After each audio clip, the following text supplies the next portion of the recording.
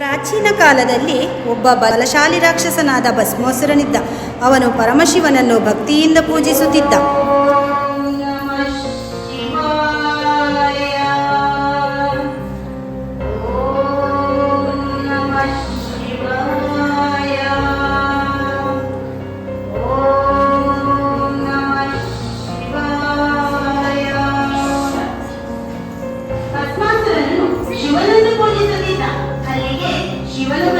ಭಸ್ಮಾಸುರ, ನಿನ್ನ ಭಕ್ತಿಯಿಂದ ನಾನು ಸಂತುಷ್ಟನಾದೆ. ಏನಾದರೂ ವರವನ್ನು ಕೇಳು. ಶಂಕರ, ನನಗೆ ಒಂದು ಶಕ್ತಿ ಬೇಕು. ನಾನು ಯಾರ ಮೈಲಾದರೂ ಕೈ ಇಟ್ಟರೆ ಅವರು ಭಸ್ಮಾಗಬೇಕು. ಶಿವನು ವರ ಕೊಟ್ಟರು. ನಂತರ ಭಸ್ಮಾಸುರನು ತನ್ನ ಶಕ್ತಿಯನ್ನು ಪರೀಕ್ಷಿಸಲು ಎಲ್ಲರ ಮೇಲೆ ಕೈ ಇಡುವನು. ಎಲ್ಲರ ಮೇಲೆ ಕೈ ಇಟ್ಟಾಗ ಎಲ್ಲರೂ ಅಲ್ಲೇ ಬಿದ್ದಾಗ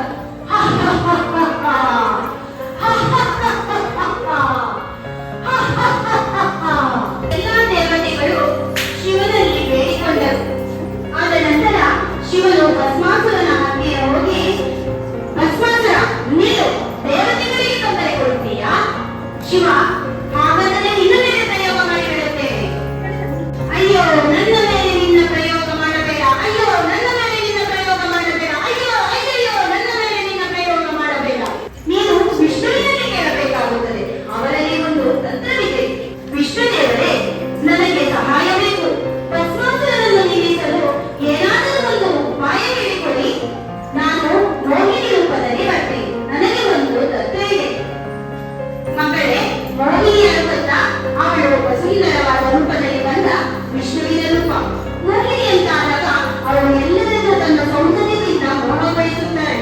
ಆ ಸಮಯದಲ್ಲಿ ವಿಷ್ಣು ಮೋಹಿನಿ ರೂಪ ಧರಿಸಿ ಬಂದ. ಭಸ್ಮಾಸುರ ಅವಳನ್ನು ನೋಡಿ, ಎಷ್ಟು ಸುಂದರ ಇವಳು, ಇವಳನ್ನು ಹೇಗಾದರೂ ಮಾಡಿ ಒಲಿಸಿಕೊಳ್ಳಬೇಕು. ಹೇ ಸುಂದರಿ, ನೀನು ನನಗೆ ನೃತ್ಯ ಕಲಿಸಿಕೊಡುತ್ತೀಯಾ? ಮೋಹಿನಿ ತಲೆಯ ಮೇಲೆ ಕೈ ಇಡುತ್ತಾಳೆ. ಭಸ್ಮಾಸುರನು ಕೂಡ ಅವಳಂತೆ ತಲೆಯ ಮೇಲೆ ಕೈ ಇಡುತ್ತಾನೆ. ಅಯ್ಯೋ, ನಾನು ಭಸ್ಮ ಆಗುತ್ತಿದ್ದೇನೆ. ಅಯ್ಯೋ, ನಾನು ಭಸ್ಮ ಆಗುತ್ತಿದ್ದೇನೆ. ಹೀಗೆ ಭಸ್ಮಾಸುರ ತನ್ನದೇ ಶಕ್ತಿಯಿಂದ ಭಸ್ಮವಾದನು. ಮಕ್ಕಳೇ, ಭಸ್ಮಾಸುರನ ಕಥೆಯಿಂದ ಏನನ್ನು ಕಲಿಯಬಹುದು? ನಮ್ಮ ಶಕ್ತಿಯನ್ನು ಹೆಚ್ಚಾಗಿ ಬಳಸಬೇಕು. ಕೆಟ್ಟದ್ದನ್ನು ಮಾಡಬಾರದು. ಇಲ್ದಿದ್ರೆ ಅದು ನಮ್ಮನ್ನೇ ನಾಶ ಮಾಡುತ್ತದೆ.